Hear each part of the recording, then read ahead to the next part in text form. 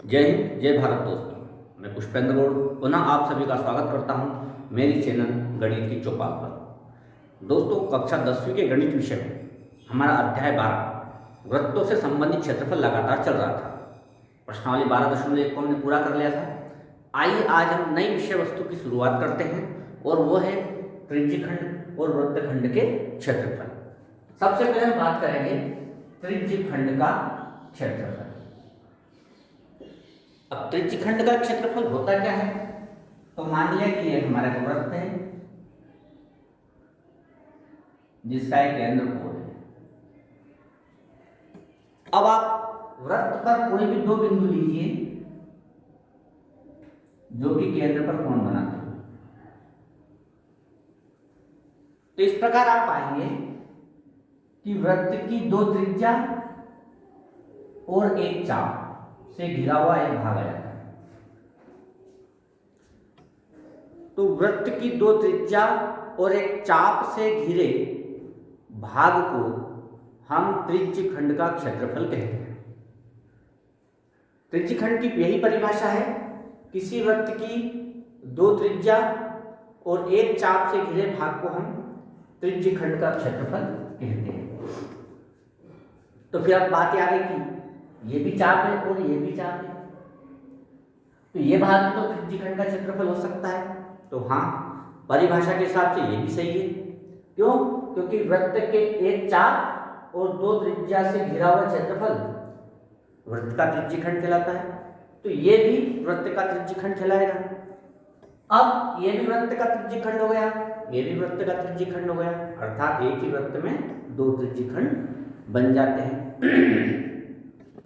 अब दो त्रिज्यखंड बन जाते हैं तो जो छोटा वाला है इसको हम बोलते हैं लघु त्रिज्यखंड का क्षेत्रफल,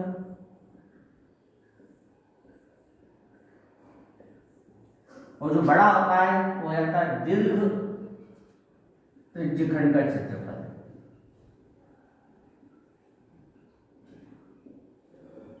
त्रिज्यखंड भी कहते हैं हम और त्रिज्यखंड का क्षेत्रफल भी कहते हैं। तो ये लघु त्रिज्यखंड हो गया, ये दीर्घ त्रिज्यखंड हो गया।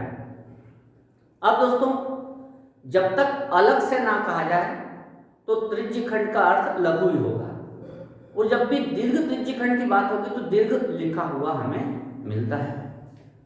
अब इसके क्षेत्रफल को निकालने के लिए जो सूत्र है, चाहे वो लघु त्रिज्यखंड हो या दीर्घ त्रिज्यखंड हो, तो इसका जो सूत्र है वो है त्रिज्यखंड का क्षेत्रफल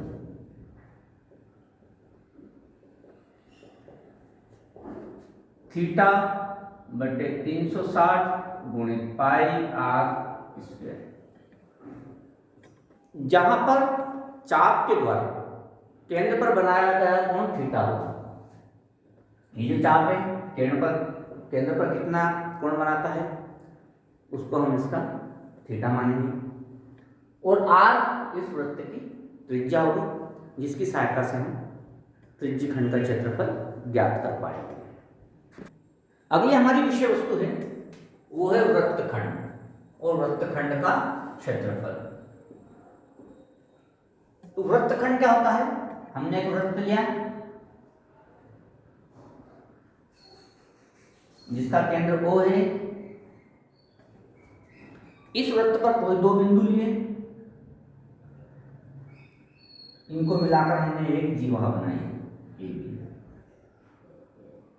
तो वृत्त की जीवा और वृत्त के चाप से घिरा हुआ भाग वृत्तखंड कहलाता है। वृत्त की एक जीवा और एक चाप से घिरा हुआ भाग वृत्तखंड कहलाता है। तो यहां पर यह परिभाषा यहां भी लागू हो जाएगी। वृत्त के एक जीवा और वृत्त के एक चाप से घिरा हुआ भाग वृत्तखंड कहलाता है। तो बिल्कुल सही है, ये भी वृत्तखंड है, ये भी वृत्तखंड है, लेकिन ये दीर्घ वृत्तखंड है और ये लघु वृत्तखंड है। और यहां भी अलग से जब तक न कहा जाए वृत्तखंड से तात्पर्य लघु वृत्तखंड से ही रहेगा। दीर्घ वृत्तखंड के लिए दीर्घ लिखा हुआ हमें मिलता है। अब इसका जब हम सूत्र की बात करते हैं तो सीधे तौर पर हम वृत्तखंड का सूत्र नहीं निकाल सकते सीधे तौर पर। तो फिर ऐसी अवस्था में हम इसका सूत्र कैसे निकालेंगे? तो हम इस पर एक त्रिज्यखंड की रचना करेंगे। अब त्रिज्यखंड की हमने रचना कर दी है, तो त्रिज्यखंड की सहायता से हम लघु वृत्तखंड या दीर्घ वृत्तखंड को निकाल पाएंगे। तो हम यहाँ जब वृत्तखंड की बात करते हैं तो वृत्तखंड का क्षेत्रफल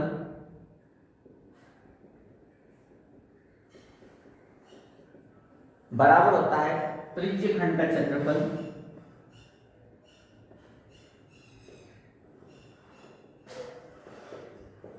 अगर त्रिज्यखंड के क्षेत्रफल की बात होती है तो ये पूरा भाग आ जाता है इसमें, ये पूरा भाग आ जाएगा। इसमें से अगर हम इतना भाग माइनस कर दें, माइनस त्रिभुज OAB का क्षेत्रफल, तो फिर बचेगा केवल वृत्तखंड। तो त्रिज्यखंड लेने में ये पूरा भाग आ जाता है, तो त्रिज्यखंड का क्षेत्रफल, उसमें से हमने ये त्रिभुज का क्षेत्रफल माइनस कर दिया, तो बचता है केवल त्रिज्यखंड का वृत्तखंड का क्षेत्रफल।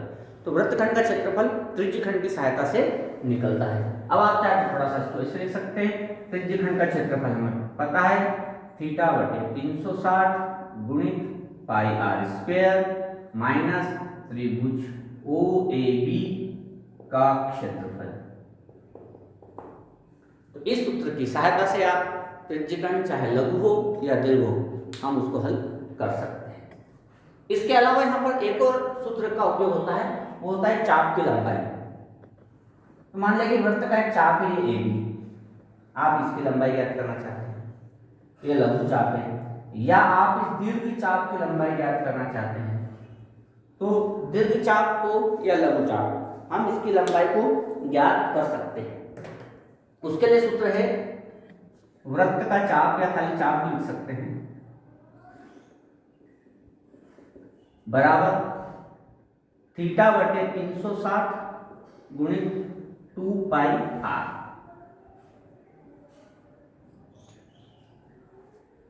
थीटा का मतलब वही है चाप के द्वारा केंद्र पर बनाया गया कोण, और त्रिज्या का मतलब r का मतलब वही है दिए गए वृत्त की त्रिज्या।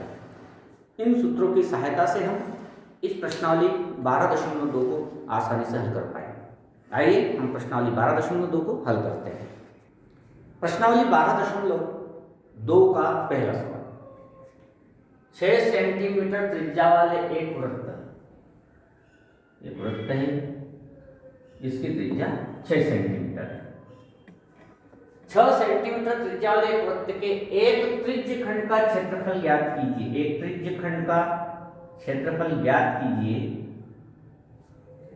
जिसका कोण 60 डिग्री है, जिसका कोण 60 डिग्री है, तो त्रिज्या होगी 6 सेंटीमीटर। तो हमें दिया है त्रिज्या r बराबर 6 सेंटीमीटर, थीटा बराबर 60 डिग्री, और ज्ञात करना है त्रिज्यखंड का क्षेत्रफल।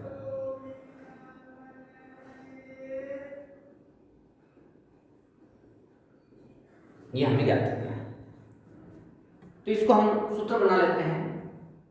त्रिज्यखंड का क्षेत्रफल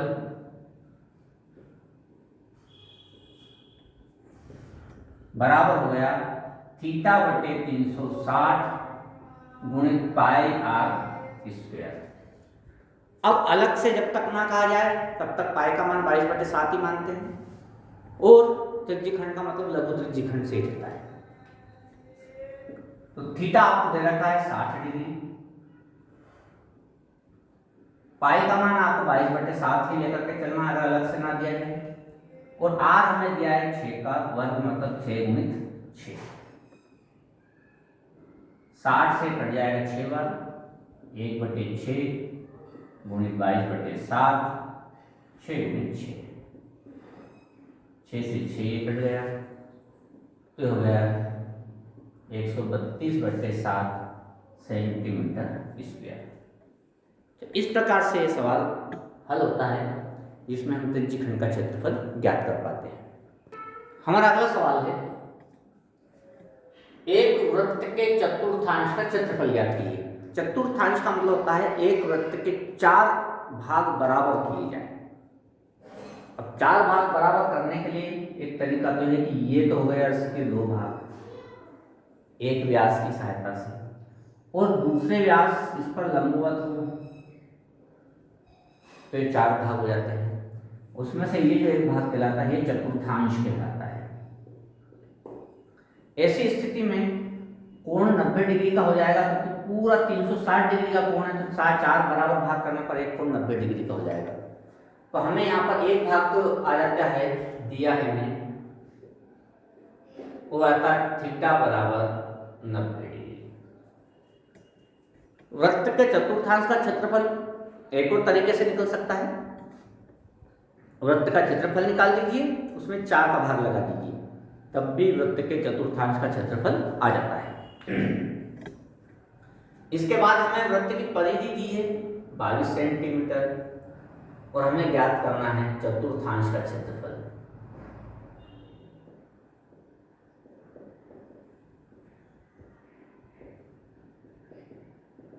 ये हमें ज्ञात करना है। लेकिन वृत्त का चतुर्थांश को अगर हम इससे निकालते हैं त्रिज्यीय खंड से, तो उससे भी निकाल सकते हैं, या वृत्त का क्षेत्रफल निकाल लीजिए, उसमें 4 का भाग लगा दिए। अब सबसे पहले क्षेत्रफल निकालें, किसी भी तरह से त्रिज्या की जरूरत होगी, और हमें दी है परिधि, तो हम इस परिधि का सूत्र का उपयोग करते हैं। वृत्त की परिधि बराबर होता है 2 पाई r।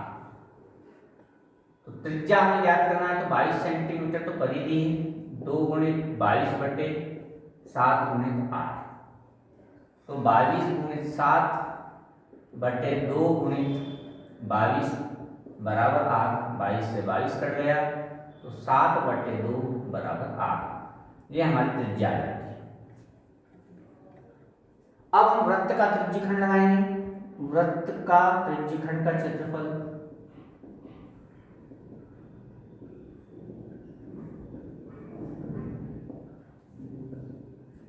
थीटा बटे 360 गुणित पाई r स्क्वायर। थीटा यहाँ पर 90 डिग्री है, बटे 360 गुणित पाई 22 बटे 7 गुणित r 7 बटे 2 इसकी घात 2।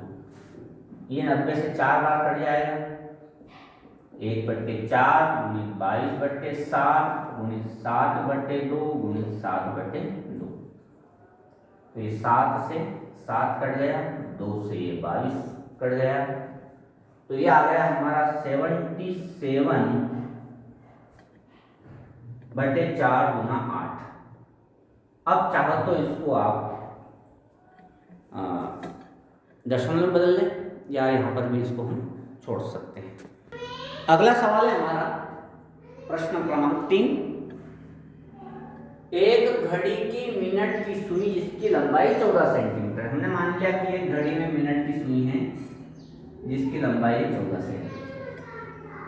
इस सुई द्वारा 5 मिनट में रचित क्षेत्रफल ज्ञात कीजिए। अब ये सुई यहां से 5 मिनट में मान लो यहां आ जाती है, इस जगह यहां थी, यहां आ गई, तो ये क्षेत्रफल ज्ञात करना है आपको, इतना 5 मिनट में रचित क्षेत्रफल। तो ये आकृति त्रिज्यीय खंड बनती है। अगर हम इस आकृति को देखते हैं तो ये त्रिज्यीय खंड बनती है, 2 त्रिज्या और एक चाप से घिरा हुआ क्षेत्रफल। अब हमें यहाँ पर सबसे पहले जरूरत पड़ेगी थीटा अर्थात कोण। तो ये कोण कितने डिग्री का है? तो दोस्तों आप जानते हैं कि एक वृत्त का पूरा चक्कर लगाने में जो घड़ी की सुई है, कोण तो 360 डिग्री बनाती है, लेकिन मिनट 60 मिनट होते हैं। तो अर्थात यहाँ पर हो गया दोस्तों 60 मिनट बराबर 360 डिग्री। मिनट की सुई पूरा एक चक्कर लगाने में 60 मिनट टाइम लगती है, लेकिन कोण की बात करें तो वो 360 डिग्री का कोण बनाती है। तो फिर 5 मिनट बराबर, तो 5 मिनट बराबर हम जानते हैं 360 बटे 60। पहला नंबर हमेशा बटे में जाता है, बाकी सबका गुना होता है। तो 60 से 0 से 0 कट गया, 6 गुणित 5 अर्थात 30 डिग्री।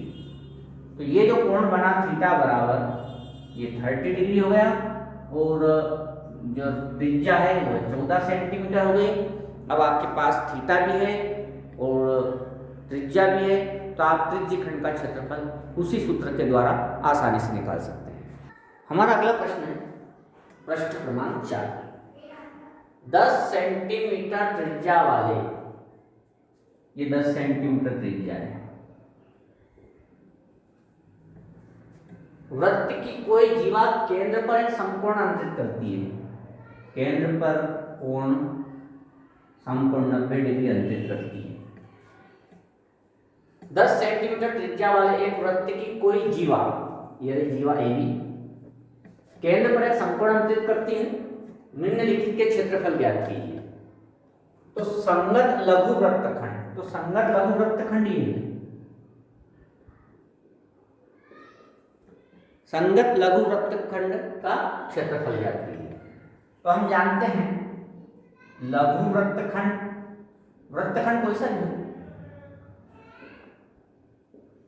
का क्षेत्रफल,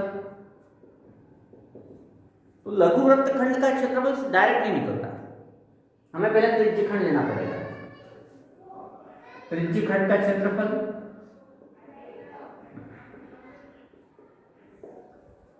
त्रिज्यखंड का क्षेत्रफल लेने से पूरा भाग आ गया, पूरा पूरा। इसमें से हम माइनस कर देंगे समकोण त्रिभुज का क्षेत्रफल। समकोण त्रिभुज OAB का क्षेत्रफल 90 डिग्री का कोण है, इसलिए समकोण त्रिभुज। अब त्रिज्यखंड का क्षेत्रफल होता है थीटा बटे 360 गुणित पाई r वर्ग माइनस समकोण त्रिभुज का क्षेत्रफल हो गया 1/2 गुणित आधार गुणित ऊंचाई। अब प्रश्न में पाई का मान दे रखा है कि आपको 3.14 रखना है। थीटा हमारे पास 90 डिग्री है, पाई का मान 3.14 रखना है और त्रिज्या हमारे पास 10 का वर्ग मतलब 10 गुणित 10 माइनस 1/2 OA 10 OB भी 10 क्योंकि एक त्रिज्या है। 9 एकम 9, 9 चौक 36, 2 एकम 2 दूनी 4, 2 पंजे 10, 2 से ये कट गया। तो ये हो गया 5 गुणित 5 25, 25 चौक 100 10, 25 एकम 25 और 10 35, 5 3 25 के 75 और 3 78 1 2, ये तो इसका गुणा है माइनस, इसको इससे काटा तो ये हो गया 50, 78 में से 50 गया तो ये बचा 28.50 सेंटीमीटर वर्ग। ये आ गया हमारा इस त्रिज्यखंड का क्षेत्रफल। तो हमारा पहला प्रश्न हो जाता है। दूसरा प्रश्न है संगत दीर्घ त्रिज्यखंड। संगत दीर्घ त्रिज्यखंड मतलब इधर वाला, अब इसको नहीं लेना है। दीर्घ त्रिज्यखंड मतलब ये पूरा भाग और ये शामिल नहीं होगा। तो ये भी आसान है दीर्घ त्रिज्यखंड, या तो आप इससे हल कर सकते हैं, लेकिन अगर लघु वृत्तखंड आ गया है तो हम इसकी सहायता से भी निकाल सकते हैं। लेकिन यहाँ पर दोस्तों हमें दीर्घ त्रिज्यखंड ज्ञात करना है। दीर्घ त्रिज्यखंड का मतलब होता है वृत्तखंड ज्ञात नहीं करना है।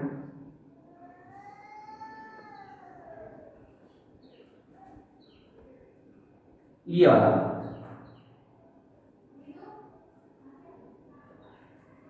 तो दो तरीका है। लघु त्रिज्यखंड हम यहां से निकाल चुके हैं, ये लघु त्रिज्यखंड ये रहा। तो वृत्त के क्षेत्रफल में से लघु त्रिज्यखंड ज्ञात हटा दो तो बच जाएगा दीर्घ त्रिज्यखंड। तो वृत्त के क्षेत्रफल में से अगर मैंने इतना हटा दिया तो ये बच जाएगा। एक तरीका ये है, और दूसरा तरीका ये है कि ये 90 डिग्री का कोण है तो ये पूरा कोण 270 डिग्री का होगा, क्योंकि हम दीर्घ त्रिज्यखंड की बात कर रहे हैं। तो आप इस सूत्र की सहायता से निकाल सकते हैं। मैं यहां पर निकालूंगा वृत्त के क्षेत्रफल में से लघु त्रिज्यखंड को माइनस कर दूंगा। तो दीर्घ त्रिज्यखंड बराबर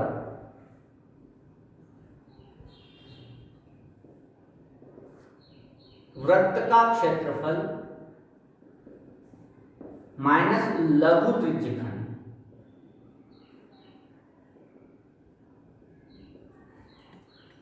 देखिए आप लघु त्रिज्यखंड आपने निकाल लिया था, ये इतना ही। तो पूरे वृत्त के क्षेत्रफल में से लघु त्रिज्यखंड को माइनस कर दें तो बच जाएगा दीर्घ त्रिज्यखंड का क्षेत्रफल। वृत्त का क्षेत्रफल पाई r, लघु त्रिज्यखंड का क्षेत्रफल आपने निकाल चुके थे 78.5 किलो।